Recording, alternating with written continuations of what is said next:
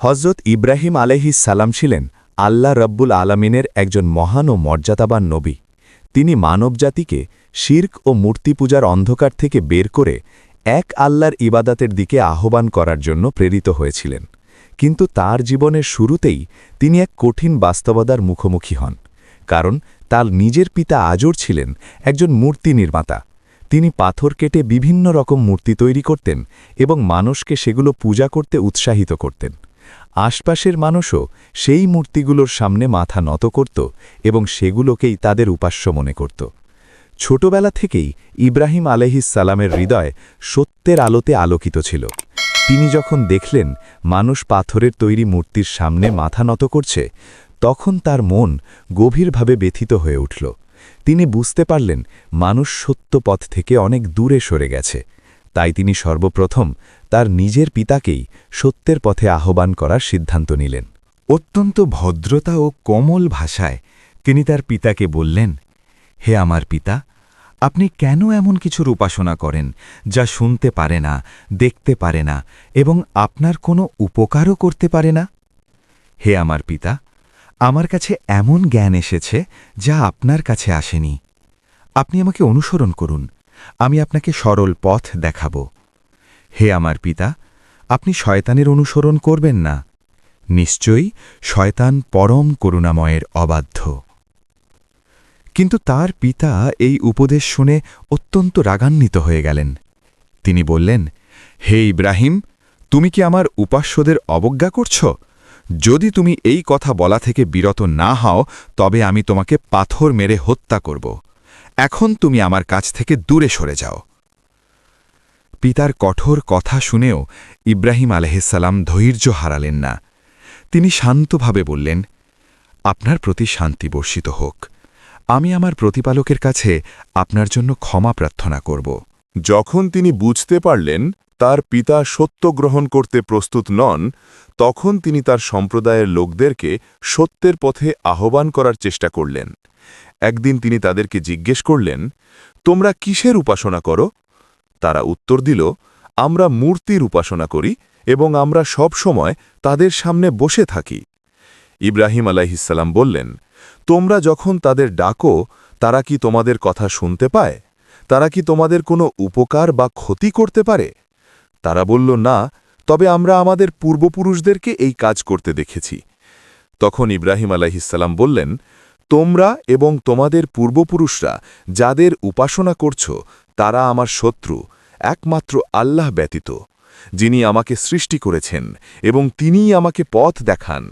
তিনিই আমাকে খাদ্য দেন এবং পানীয় দেন। যখন আমি অসুস্থ হই, তখন তিনিই আমাকে সুস্থ করেন।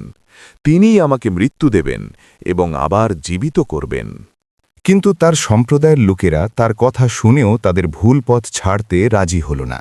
তারা বলল, আমরা আমাদের পূর্বপুরুষদের ধর্ম কখনো ছেড়ে দেব না।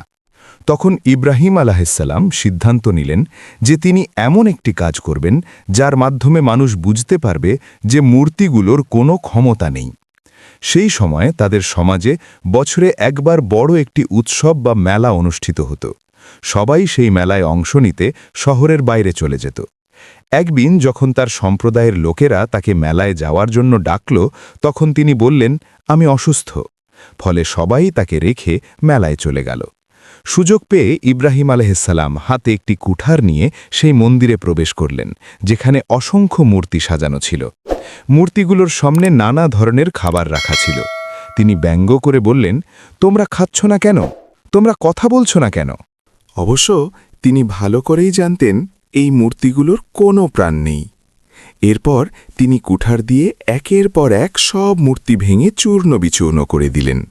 শুধু একটি বড় মূর্তি রেখে দিলেন এবং সেই বড় মূর্তির গলায় কুঠার ঝুলিয়ে দিলেন। যখন লোকেরা মেলা থেকে ফিরে এসে মন্দিরে প্রবেশ করল, তখন তারা তাদের মূর্তিগুলোর ভাঙা অবস্থা দেখে হতবাক হয়ে গেল। তারা চিৎকার করে বলল, আমাদের মূর্তিগুলোর সাথে এই কাজ কে করেছে? কিছু লোক বলল, আমরা একজন যুবককে এদের সম্পর্কে খারাপ কথা বলতে শুনেছি, তার নাম ইব্রাহিম। তখন তারা ইব্রাহিম আলাইহিসসালামকে জনসম্মুখে নিয়ে এলো এবং জিজ্ঞেস করল, হে ইব্রাহিম, তুমি কি আমাদের মূর্তিগুলোর সাথে এই কাজ করেছ? তিনি শান্তভাবে বললেন, না, হয়তো এই বড় মূর্তিটাই করেছে। তোমরা তাকে জিজ্ঞেস করে দেখো যদি সে কথা বলতে পারে। তখন তারা লজ্জিত হয়ে বলল, তুমি তো জানো এরা কথা বলতে পারে না। তখন ইব্রাহিম আলাইহিসসালাম বললেন, তাহলে কেন তোমরা আল্লাহকে ছেড়ে এমন কিছুর উপাসনা করছ যা তোমাদের কোনো উপকার বা ক্ষতি করতে পারে না? কিন্তু তার সম্প্রদায় সত্য গ্রহণ করার পরিবর্তে আরও ক্রুদ্ধ হয়ে উঠল। তারা এই বিষয়টি তাদের শাসক নমরুদের কাছে জানাল। নমরুদ ইব্রাহিম আলাইহিসসালামকে তার দরবারে ডেকে পাঠাল। নমরুদ তাকে জিজ্ঞেস করল, তুমি কি আমাকে খোদা বলে মানো না? ইব্রাহিম আলাইহিসসালাম বললেন, আমার প্রতিপালক সেই যিনি জীবন দেন এবং মৃত্যু দেন। নমরুদ অহংকার করে বলল, আমিও জীবন দিতে পারি এবং মৃত্যু দিতে পারি। এরপর সে একজন মানুষকে হত্যা করল এবং আরেকজন বন্দীকে মুক্ত করে দিল। তখন ইব্রাহিম আলাইহিসসালাম বললেন, আমার প্রতিপালক সূর্যকে পূর্ব দিক থেকে উদিত করেন। তুমি যদি পারো তবে তাকে পশ্চিম দিক থেকে উদিত করো। এই কথা শুনে নমরুদ সম্পূর্ণ নিরুত্তর হয়ে গেল। কিন্তু সে তার অহংকারে অটল রইল এবং সিদ্ধান্ত নিল ইব্রাহিম আলাইহিসসালামকে শাস্তি দেওয়া হবে। সে আদেশ দিল একটি বিশাল অগ্নিকুণ্ড প্রস্তুত করতে। দীর্ঘদিন ধরে কাঠ সংগ্রহ করা হল এবং একটি বিশাল আগুন জ্বালানো হল। আগুন এতই তীব্র ছিল যে কেউ তার কাছে যেতে পারছিল না। তাই তারা একটি বিশেষ যন্ত্র তৈরি করল, যার মাধ্যমে দূর থেকে ইব্রাহিম আলাইহিসসালামকে আগুনে নিক্ষেপ করা হবে। যখন তাকে সেই অগ্নিকুণ্ডে নিক্ষেপ করা হল, তখন আল্লাহ তাআলা আগুনকে নির্দেশ দিলেন, হে আগুন, তুমি ইব্রাহিমের জন্য শীতল ও শান্তিদায়ক হয়ে যাও। আল্লাহর নির্দেশ পাওয়ার সাথে সাথেই আগুন তার জন্য শীতল ও নিরাপদ হয়ে গেল। আগুন তাকে কোনো ক্ষতি করতে পারল না। এই ঘটনা দেখে মানুষ বিস্মিত হয়ে গেল। তারা বুঝতে পারল যে আল্লাহ তার নবীকে রক্ষা করেছেন এবং সত্যের শক্তি কখনো পরাজিত হয় না। এই ঘটনাটি আমাদের শিক্ষা দেয় যে যে ব্যক্তি আল্লাহর ওপর পূর্ণ বিশ্বাস রাখে এবং সত্যের পথে অবিচল থাকে, আল্লাহ অবশ্যই তাকে সাহায্য করেন। আল্লাহ আমাদের সবাইকে হজরত ইব্রাহিম আলাইহিসসালামের মতো দৃঢ় ঈমান ও তাওহীদের ওপর অটল থাকার তৌফিক দান করুন। আমিন।